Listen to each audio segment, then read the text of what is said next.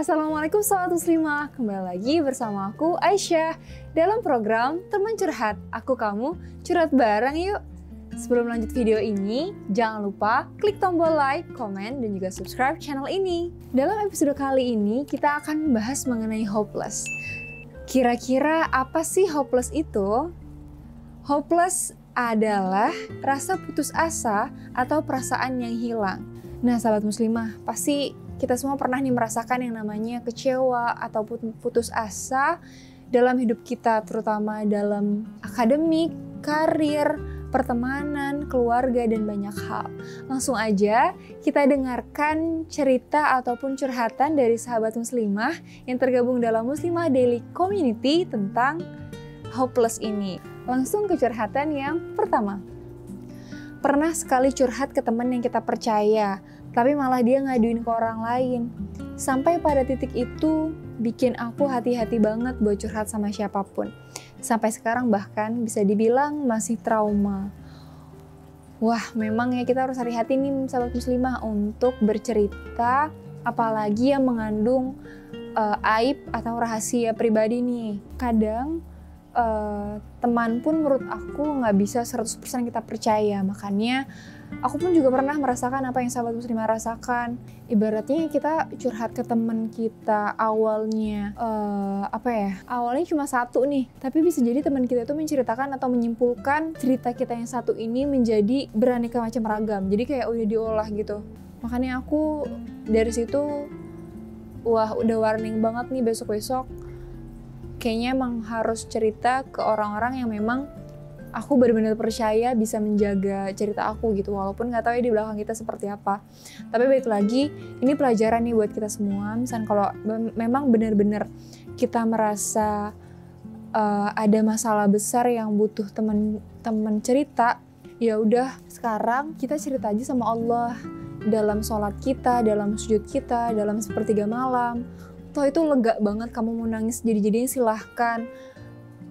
Kamu mau merintih ataupun marah sekenceng-kencengnya pun silahkan gitu. Dan insya Allah rahasia kamu aman di tangan Allah, karena memang hanya Allah lah tempat kita percaya 100% gitu. Karena kan manusia balik lagi ada khilafnya, ada sisi-sisi gibahnya yang bisa jadi cerita kita tuh nanti diolah ataupun diceritakan lagi ke orang lain. Jadi nauzubillah min zalik, sebelum kita merasakan hal itu, jadi ya udah di-keep aja di diri kita. Misalnya kalau ada masalah, kalau bisa tahan banget, jangan sampai cerita ke teman yang salah gitu. Oke sahabat muslimah, kita langsung ke curhatan yang kedua. Pernah banget kak, bisa dibilang udah anggap kayak saudara saking deketnya, karena hampir tiap hari barengan terus. Aku juga sering banget cerita sama dia, begitupun sebaliknya. Aku selalu cerita sama dia karena udah percaya banget kalau dia nggak bakalan cerita sama yang lain. Taunya dia cerita sama yang lain. Padahal aku paling nggak suka kalau masalah aku ditahu sama orang lain kecuali orang terdekat. Di situ aku kecewa banget kak, karena udah percaya tapi tiba-tiba dengar dari orang lain kalau dia cerita ke yang lain. Sampai sekarang masih trauma kalau mau cerita sama orang lain. Wah, sama juga nih sama sahabat muslimah tadi yang pertama ya. Tapi baik lagi sih, menurut aku juga memang kepercayaan itu kan mahal nih harganya. Ketika kamu sudah dikecewakan oleh kepercayaan kamu ke orang lain, ya memang rasanya sedih, kecewa sama orang itu. Tapi ya udah pelajaran lagi nih buat kita. Memang tempat sebaik-baiknya kita untuk percaya dan berharap ya sama Allah gitu. Gak ada cara lain untuk kita berharap lagi sama manusia kalau udah kayak gini kan. Jadi gak apa-apa ketika misalnya kalau cerita kamu sudah didengar sama yang lain, ya udah sekarang kamu tutup kuping aja, terus ya udah tutup buku kamu tentang masa lalu kamu, tentang cerita kamu itu. Sekarang kamu jalan ke depan, ya udah kamu tinggal buktiin aja misalnya kalau mungkin kamu sudah bisa move on dari masalah itu dan kamu bisa lebih baik dari masalah itu. Jadi ya udah mulai sekarang berharapnya, ceritanya, percayanya, semua diserahkan lagi sama Allah. Oke sahabat muslimah, kita lanjut ke curhatan yang ketiga. Saya dulu pas sekolah mempunyai teman sedikit, tetapi teman saya hobinya suka jalan-jalan. Saya sering diajakin jalan-jalan terus sama teman, tetapi pas saya tidak ada uang, mereka selalu mengancam saya kalau nanti kamu nggak punya teman. Saya berusaha tidak membalas dia dan bilang minta maaf. Tujuan mereka jalan-jalan seperti makan dan menemani mereka shopping, sementara saya tidak menyukai shopping ketika di sekolah karena uang yang saya butuh itu buat jajan sekolah dan menabung di rumah. Kalau kayak gini menurut aku, kamu harus lebih pintar lagi nih dalam memilih teman. Karena teman itu kan bisa membawa pengaruh nih ke diri kita. Yang tadinya kamu bilang kamu gak suka shopping, terus kamu dipaksa untuk bisa ataupun untuk suka shopping sama teman-teman kamu itu menurut aku sudah tidak baik nih. Jadi aku juga dulu pernah sih di satu lingkungan pertemanan yang sebenarnya aku kayak bukan aku di situ, tapi mau nggak mau mengharuskan aku ikut jalurnya mereka ataupun kayak ikut kebiasaannya mereka, dan lama-lama menurut aku itu nggak sehat untuk diri aku gitu. Dan kamu juga, jadi udah saatnya sekarang kamu kayak harus lebih tegas dan bijak sama diri kamu sendiri untuk memilih lingkungan pertemanan yang sehat dan baik untuk kamu. Misalnya kalau kamu merasa lingkungan pertemanan kamu sudah tidak baik untuk diri kamu, menurut aku ya tinggalkan aja gitu. Jadi ketika kamu mungkin berpikir gitu ya kalau ya kayak udah berharap gitu ya kalau temenan sama mereka aku bisa punya banyak teman. Kalau mungkin di pikiran kamu sudah berpikir dan berharap ya udah kalau ya mau nggak mau aku harus temenan sama mereka supaya aku punya banyak teman. Menurut aku nggak kayak gitu konsepnya. Gimana pun balik lagi ke diri kita sendiri. Ketika kita bisa welcome sama yang lain, ketika kamu hati kamu tulus untuk berteman, insya Allah kayak nanti teman itu akan datang dengan sendirinya dan akan refill dengan sendirinya gitu. Jadi jangan pernah kamu takut kamu nggak punya teman ataupun teman kamu sedikit, jangan takut gitu, karena teman terbaik itu mau gimana pun kamu, mau seburuk-buruknya kamu, mau kamu nggak punya uang, mau kamu atau apapun yang kamu pikirkan itu, mereka akan tetap terima kamu apa adanya, dan bahkan teman yang baik itu akan selalu mengingatkan kamu dan mengarahkan kamu ke arah yang baik, bukan malah sebaliknya. Oke sahabat muslimah, jangan lupa tetap berharapnya sama Allah, jangan sama makhluk. Kita lanjut ke curhatan yang keempat. Pernahkah ini sama gebetan aku dulu? Walaupun memang ada rasa, tapi aku anggap dia teman atau sahabat. Tapi dia nggak anggap aku dan tidak menghargai aku. Sedih banget, pas itu aku udah banyak effort buat dia, tapi dia nggak anggap aku apa-apa. Ya tapi alhamdulillah aku udah nggak pernah interaksi sama dia sekarang. Insya Allah rasa sedih ini akan sembuh walaupun lama sembuhnya. Wow, bicara soal gebetan atau kayak lawan jenis yang belum halal nih, balik lagi kayak aku juga mengingatkan diri aku sendiri, udah deh jangan berharap sama lawan jenis ataupun sama yang kita puja-puja gitu. Paham gak sih yang puja? Misalnya kayak seseorang yang kita kagumi, seorang yang kita cintai dan itu lawan jenis, menurut aku stop aja deh. Karena balik lagi ujung-ujungnya pasti kamu akan sakit hati karena dia kan manusia, mereka punya hilaf, mereka punya bisa melakukan kesalahan seperti kita. Jadi ketika kita menaruh rasa berharap ataupun rasa percaya 100%, berarti kamu harus siap juga untuk sakit hati dan kecewa 100%. Kayak gitu. Jadi apalagi ini konteksnya kamu cerita masih gebetan nih. Sama aku juga dulu pernah merasakan kayak gitu ketika kayak ya aku maunya sih temenan aja gitu, tapi ya ada rasa juga, tapi pengennya sahabatan aja, tapi ya nyaman juga gitu. Terus ketika dia ternyata tidak sesuai dengan harapan ataupun ekspektasi kita, jadi sedih kan. Jadi ya pelajaran banget nih buat aku dulu yang sudah merasakan, dan buat kamu sekarang waktunya untuk kita lebih fokus aja sama diri sendiri, lebih cinta sama diri sendiri atau self love. Jadi ketika kita tahu mungkin nanti kita akan kecewa, jadi lebih baik ya udah kita nggak usah terlalu menaruh ekspektasi tinggi ataupun berharap kepada lawan jenis ataupun manusia.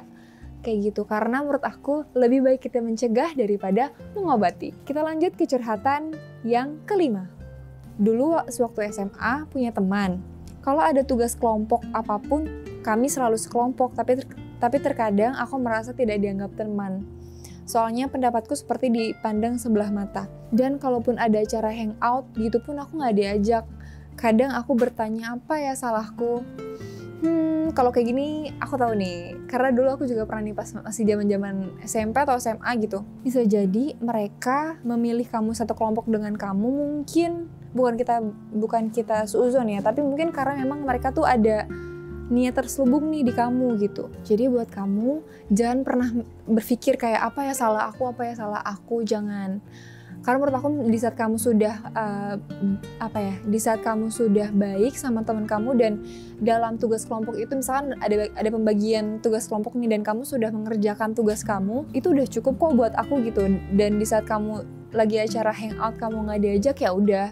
Menurut aku di situ kamu bisa nilai sendiri, oh berarti dia bukan teman yang baik untuk kamu, dan mungkin berarti mereka ini hanya sebatas teman kelompok, bukan untuk teman main ataupun teman kayak jalan-jalan gitu. Karena dulu pun aku juga pas masih sekolah beda-beda nih, jadi kayak ada teman yang memang aku cocoknya dan bisa masuk ke mereka hanya untuk kelompok tugas aja gitu. Nah, tapi aku kurang nyaman ataupun kurang cocok sama mereka ketika untuk main ataupun untuk jalan-jalan. Dan mungkin mereka juga merasa seperti itu sama kamu. Jadi kamu jangan berkecil hati ataupun merasa apa ya salah aku, no gitu. Karena disitulah waktu kita untuk memfilter teman nih, mana ya teman untuk kayak belajar, mana teman untuk main-main. Karena menurut aku beda-beda nih. Jadi ya udah, kamu nggak usah baper sama teman kamu. Tetap bagaimanapun kamu harus tetap berbuat baik, tetap bersikap baik sama teman kamu. Insya Allah nanti kamu pun akan menemukan teman baru yang sefrekuensi sama kamu ataupun yang nyaman untuk kamu main dan jalan-jalan.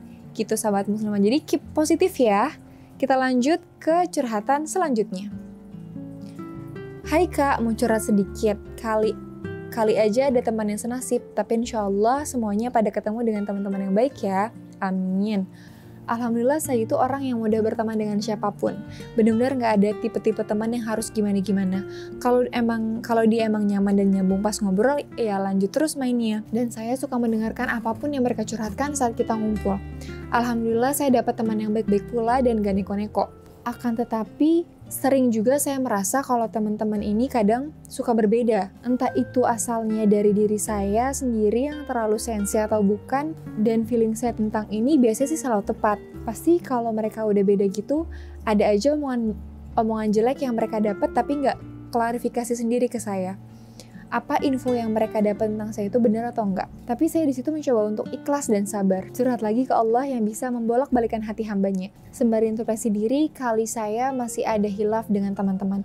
Dan besoknya kalau udah ngumpul lagi, udah biasa lagi aja. Ya begitu, seperti roda memang kadang seneng gitu ya pas bareng, terkadang juga ada masa nggak enakan. Ya itulah pertemanan menurut aku. Kayak aku pun juga kok sama teman-teman aku, itu menurut aku hal yang wajar ketika bisa jadi kita kan perempuan nih, ada di saat sebelum menstruasi, ada baper-bapernya, ada sensi-sensinya gitu yang kadang ngefek juga nih ke teman kita. Padahal sebenarnya teman kita cuma ngomong kayak kata-katanya sebenarnya sepele atau kata-kata yang sebenarnya ya kalaupun kita lagi nggak sensi ya sebenarnya nggak biasa aja, tapi mungkin tanpa kita sadari ataupun tanpa kita tahu kondisi teman kita yang mungkin lagi sensi, terus kita ngomong apa jadinya dia baper atau sensi sama omongan kita. Jadi nggak apa-apa. Menurut aku kalau kamu merasa feeling kamu mungkin bener, kayak wah pasti ada yang nggak beres nih, ataupun wah pasti mereka denger yang nggak bener nih tentang aku, jangan suzon dulu. Gak ada salahnya untuk kita tabayun ataupun klarifikasi nih ke teman kita duluan sebelum kita nunggu ataupun sebelum teman kita tuh ngomong sama kita gitu. Kan kalian juga berteman nih, gak enak kan kalau diem-dieman lama-lama ataupun kayak menyimpan tanda tanya besar dalam hati tuh gak enak banget. Jadi ya udah, jadi menurut aku lebih baik kita tanya aja, kenapa sih? Gue salah, aku salah ya? Kok kalian beda ya? Ada apa nih gitu ya, nggak apa-apa. Nah dari situ kan jadi ketemu titik tengahnya, dan dari situ misalnya kalau ada pendengaran mereka dari orang lain yang salah tentang diri kamu kan bisa langsung kayak membenarkan, enggak itu maksud aku kayak gini gitu loh. Jadi kan lebih enak kondisinya. Tapi memang kayak gitulah nanti menurut aku masa pertemanan itu sama seperti kehidupan gitu, nggak selamanya mulus, nggak selamanya baik, pasti akan ada aja kayak berantemnya, akan ada selisih pahamnya, akan ada dim-dimannya, akan ada happy-happynya, akan ada sayang-sayangnya sama teman. Tapi ya udah gitu, karena kita sama-sama manusia. Kadang kan kita ada rasa hilaf, ada salah-salah kata, salah perbuatan. Gak ada salahnya kita saling memaafkan dan juga meminta maaf gitu. Karena ini pun juga temanya hopeless, jadi sebenarnya menurut aku wajar ketika kita merasa kecewa, ketika kita merasa putus asa, hilang harapan sama hal-hal duniawi gitu. Karena mungkin menurut aku kita kurang nih koreksi diri untuk orientasikan semua harapan, semua ekspektasi kita bukan hanya untuk dunia tapi juga untuk kehidupan setelah dunia, itu akhirat. Makanya kita sering banget yang namanya ngerasa kecewa sama seseorang, ngerasa sedih, putus asa, hilang harapan sama hal-hal yang kita kejar gitu, seperti karir, akademis, dan yang lain gitu. Makanya mungkin di situ ada niat kita yang salah gitu. Balik lagi Allah tuh baik banget mengingatkan kita dengan cara-cara seperti ini supaya kita sadar kalau Allah itu memang tempatnya berharap, Allah itu memang tempatnya kita berkeluh kesah, menaruh harapan, dan menaruh semua keinginan kita gitu. Jadi sekarang menurut aku waktunya aku dan kamu untuk sama-sama kita introspeksi diri, meluruskan niat, apapun yang sekarang kita jalani, apapun yang sekarang kita sedang lakukan, kita harapkan, kita inginkan, yuk kita mulai semua niatkan untuk Allah dan karena Allah. Dan juga jangan terlalu menaruh harapan sama manusia ataupun sama lingkungan yang kita tahu bahwa kalau kita terlalu berekspektasi tinggi tapi tidak sesuai dengan keinginan ataupun ekspektasi kita, ya nanti kita akan kecewa ataupun hopeless jatuhnya. Jadi untuk menghindari itu, yaudah yuk bismillah, sekarang kita waktunya berubah untuk menjadi yang lebih baik. Nah, itulah tadi curhatan dari sahabat muslimah mengenai hopeless dan juga rasa kecewanya. Semoga kita semua bisa mengambil pelajaran dari curhatan sahabat muslimah, ambil yang baiknya dan buang buruknya, karena di sini kita sama-sama belajar. Jangan lupa karena aku kamu curhat bareng yuk. Sekian episode teman curhat kita hari ini. Jangan lupa klik tombol like, komen, dan juga subscribe. Nah, buat kamu sahabat muslimah yang mau ikutan curhat dan juga gabung di Muslimah Daily Community, langsung aja klik di link description box di bawah ini. Sampai jumpa di episode teman curhat lainnya. Wassalamualaikum warahmatullahi wabarakatuh.